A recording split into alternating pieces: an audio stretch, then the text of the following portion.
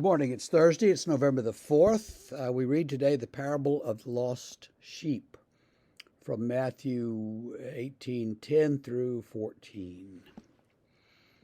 See that you do not despise one of the little ones, for I tell you that in heaven their angels always see the face of my Father who is in heaven. What do you think? If a man has 100 sheep and one of them has gone astray, does he not leave the 99 on the mountains and go in search of the one that went astray? And if he finds it, truly I say to you, he rejoices over it more than over the other 99 that never went astray. So it is not the will of my Father who is in heaven that one of these little ones should perish. Now, we live in a time that is very scientific and very, we believe things based on the evidence. We also believe a whole lot of nonsense that's not based on evidence. So in another sense, we're not that scientific at all, but that's a debate for other people. What this mindset over the last couple of hundred years has done to us is that it's taken away all kinds of things that people used to believe in that we don't believe in anymore. Fairies and demons and things that live in the woods, or guardian angels, for instance. And here Jesus specifically says that these little children have an angel in heaven who can always see the Father's face. So that ought to say to us that, guardian angels are something we should believe in if we believe the Bible, right? You see, we say we believe the Bible, but only certain pieces of it because it's got to fit our paradigm of science.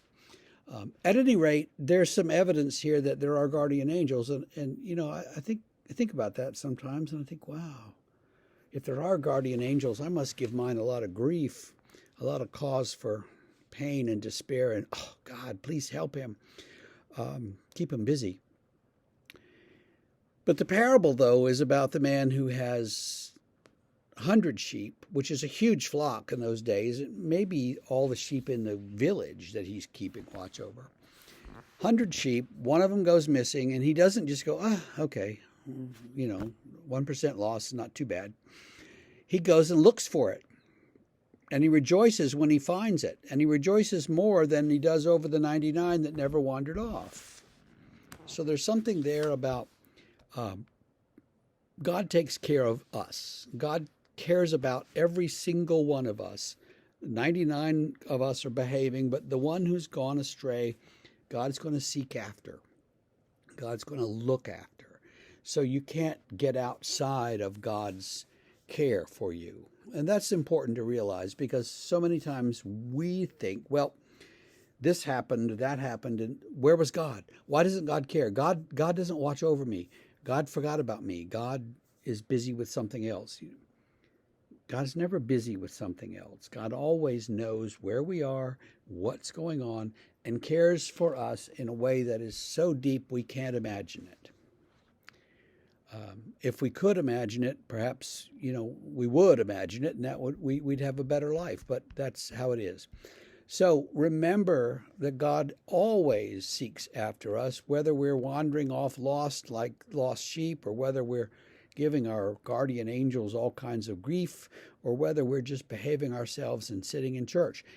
Wherever we are, whatever you're doing, God is with you and God cares. Keep that firmly in mind. We'll see you tomorrow.